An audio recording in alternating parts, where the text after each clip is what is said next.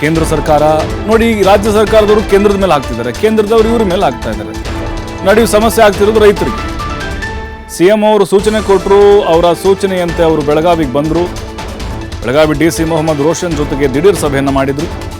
ಸಕ್ಕರೆ ಆಯುಕ್ತರು ಕೂಡ ಈ ಒಂದು ಸಭೆಯಲ್ಲಿದ್ದರು. ಕೆಲವು ಸಲಹೆಗಳನ್ನು ಕೊಟ್ಟಿದ್ದಾರೆ. ಈಗ ನಾಳೆ ರಾಷ್ಟ್ರೀಯ ಹೆದ್ದಾರಿ ಬಂದ್ ಮಾಡುವುದಾಗಿ ರೈತರು ಎಚ್ಚರಿಕೆ ಕೊಟ್ಟಿದ್ದಾರೆ. ಹಾಗಾಗಿ ಅವರಿಗೆ ನಾನು ವಿನಂತಿಯನ್ನು ಮಾಡಿಕೊಳ್ತೇನೆ, ಅದಕ್ಕೆ ಹೋಗ್ತಿದ್ದೀನಿ ಅಂತ ಹೇಳಿ ಶಿವಾನಂದ ಪಾಟೀಲ್ ಅವರು ಹೇಳಿದ್ದಾರೆ. ಇನ್ನು ನಾಳೆಯ ಇವತ್ತೇನು ಕ್ಯಾಬಿನೆಟ್ನಲ್ಲಿ ಚರ್ಚೆ ಆಯಿತು, ನಾಳೆ ಸಕ್ಕರೆ ಕಾರ್ಖಾನೆಯ ಮಾಲೀಕರೊಂದಿಗೆ ಸಭೆಯನ್ನು ಮಾಡ್ತಾರೆ, ಅದಾದ್ಮೇಲೆ ಫೈನಲ್ ಆಗುತ್ತೆ ಅಂತ ಹೇಳಿದ್ದಾರೆ. ಮತ್ತಷ್ಟು ಮಾಹಿತಿ ನಮ್ಮ ಪ್ರತಿನಿಧಿ ಶ್ರೀಧರ್ ನೀಡ್ತಾರೆ ನೇರ ಸಂಪರ್ಕದಲ್ಲಿ. ಶ್ರೀಧರ್, ಕಬ್ಬಿನ ಕಹಳೆಯನ್ನ ಮೊಳಗಿಸಿದ್ದಾರೆ ಅನ್ನದಾತರು, ಡೆಡ್ಲೈನ್ ಕೂಡ ಕೊಟ್ಟಿದ್ದಾರೆ. ಸರ್ಕಾರ ಇನ್ನೂ ಮನದಂಗೆ ಕಾಣಿಸ್ತಾ ಇಲ್ಲ. ಶಿವಾನಂದ ಪಾಟೀಲ್ ರೈತರ ಮನವೊಲಿಸುವಂತ ಪ್ರಯತ್ನ ಏನಿದೆ ಅದು ಸಫಲ ಆಗ್ಬಹುದಾ ಅಂತ ಹೇಳಿ, ಅದರ ಜೊತೆಗೆ ಪಟ್ಟೇನಾದ್ರೂ ಸರ್ಕಾರ ಸಡಿಲಿಸದೇ ಇದ್ರೆ ನಾಳೆ ದೊಡ್ಡ ಮಟ್ಟದ ಒಂದು ಹೋರಾಟ ಎದುರಿಸಬೇಕಾಗುತ್ತೆ ಸರ್ಕಾರ, ಮತ್ತು ಡ್ಯಾಮೇಜ್ ಆಗ್ಬಹುದಾ ಅಂತೇಳಿ ಇವೆಲ್ಲ ಬೆಳವಣಿಗೆ ನೋಡ್ತಾ ಇದ್ರೆ.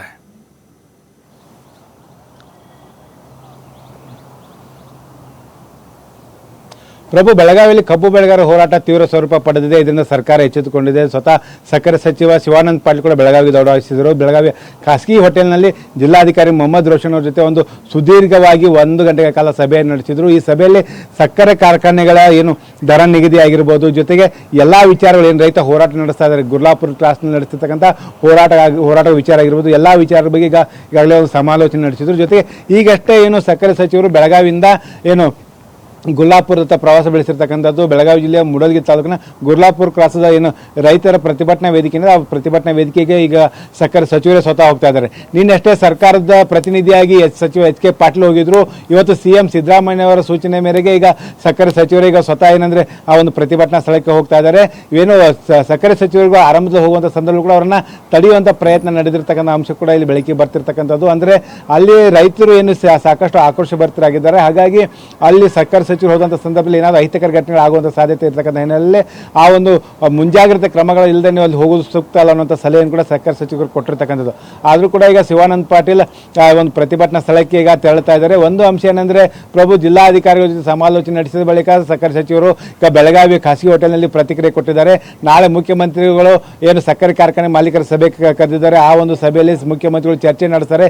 ಚರ್ಚೆ ಆದ ಬಳಿಕ ದರ ಹೆಚ್ಚಳದ ಬಗ್ಗೆ ಅಲ್ಲಿ ನಿರ್ಧಾರ ಆಗುತ್ತೆ ಅನ್ನೋಂಥ ಮಾತನ್ನು ಕೂಡ ಇಲ್ಲಿ ಶಿವಾನಂದ ಸಚಿವರು ಹೇಳುವಂಥದ್ದು. ಜೊತೆಗೆ ನಾಳೆ ಏನು ರಾಷ್ಟ್ರೀಯ ಹೆದ್ದಾರಿ ಬಂದ್ ಮಾಡೋದಕ್ಕೆ ಏನು ರೈತರು ನಿರ್ಧಾರ ಆಗಿದ್ದಾರೋ ಆ ಒಂದು ರಾಷ್ಟ್ರೀಯ ಹೆದ್ದಾರಿ ಬಂದ್ ಮಾಡುವಂಥ ನಿರ್ಧಾರದಿಂದ ಹಿಂದೆ ಸರಿಬೇಕು ಅನ್ನೋಂಥ ಒಂದು ಮನವಿಯನ್ನು ಸಕ್ಕರೆ ಸಚಿವರು ಆ ಒಂದು ಪ್ರತಿಭಟನಾ ವೇದಿಕೆ ಮೂಲಕ ಮಾಡಲಿದ್ದಾರೆ. ನಾಳೆ ಮುಖ್ಯಮಂತ್ರಿಗಳ ಸಭೆಯಲ್ಲಿ ಒಂದು ತೀರ್ಮಾನ ಆಗುತ್ತೆ. ಹಾಗಾಗಿ ಆ ತೀರ್ಮಾನದ ಬಳಿಕ ಏನಂದ್ರೆ ರೈತರಿಗೆ ಏನಾದರೂ ಸರ್ಕಾರ ರೈತ ಪರವಾದಂಥ ನಿರ್ಧಾರ ತೆಗೆದುಕೊಳ್ಳುವಂಥ ಸಾಧ್ಯತೆ ಇದೆ ಅನ್ನೋ ಮಾತನ್ನ ಇಲ್ಲಿ ಶಿವಾನಂದ ಪಾಟೀಲ್ ಪರೋಕ್ಷವಾಗಿ ಹೇಳುವಂಥ ಪ್ರಯತ್ನ ಮಾಡ್ತಾ ಇದ್ದಾರೆ. ಜೊತೆಗೆ ಈಗಾಗಲೇ ನಾನು ಆ ರೈತ ವೇದಿಕೆಯಲ್ಲಿ ಯಾವುದೇ ರೀತಿಯ ದರ ನಿಗದಿ ಆಗಿರ್ಬೋದು, ದರ ಘೋಷಣೆ ಬಗ್ಗೆ ಯಾವುದೇ ರೀತಿಯ ವಿಚಾರಗಳನ್ನು ಪ್ರಸ್ತಾಪ ಮಾಡೋದಿಲ್ಲ. ನಾಳೆ ಮುಖ್ಯಮಂತ್ರಿಗಳ ಆ ತೀರ್ಮಾನ ತೆಗೆದುಕೊಳ್ತಾರೆ. ಆ ವಿಚಾರವನ್ನು ಅವರಿಗೆ ಮನವರಿಕೆ ಮಾಡಿ ಕೊಡ್ತೀನಿ ಅನ್ನೋ ಮಾತನ್ನ ಇಲ್ಲಿ ಪ್ರಭು ಸಕ್ಕರೆ ಸಚಿವರು ಹೇಳಿರ್ತಕ್ಕಂಥದ್ದು. ಒಟ್ಟಿನಲ್ಲಿ ಶಿವಾನಂದ ಪಾಟೀಲ್ ಅವ್ರ ಮೇಲೆ ಏನು ಕಬ್ಬು ಬೆಳೆಗಾರರ ಹೋರಾಟ ಏನಿದೆ ಅದು ಸಾಕಷ್ಟು ಒತ್ತಡ ಬಂದಿರತಕ್ಕಂಥದ್ದು. ಟೆನ್ಷನ್ನಲ್ಲಿ ಈಗ ಏನು ಶಿವಾನಂದ ಪಾಟೀಲ್ ಈಗ ಪ್ರತಿಭಟನಾ ಸ್ಥಳಕ್ಕೆ ಹೊರಟಿದ್ದಾರೆ. ಜೊತೆಗೆ ಇದಕ್ಕೂ ಮುನ್ನ CM ಸಿದ್ದರಾಮಯ್ಯ ಜೊತೆ ಕೂಡ ಈಗ ಸಕ್ಕರೆ ಸಚಿವ ಶಿವಾನಂದ ಪಾಟೀಲ್ ಚರ್ಚೆಯನ್ನು ಕೂಡ ನಡೆಸಿದ್ದಾರೆ. ಆ ಒಂದು ಸಂದರ್ಭದಲ್ಲಿ ನಾನೇನು ಮಾಡಲಿ ಸರ್, ನನ್ನ ಹಣೆ ಬರ ಏನಾಗುತ್ತೆ ಅನ್ನೋ ವಿಚಾರವನ್ನ ಅಲ್ಲಿ CM ಅವ್ರ ಮುಂದೆ ಒಂದು ಪ್ರಸ್ತಾಪ ಮಾಡಿರ್ತಕ್ಕಂಥದ್ದು.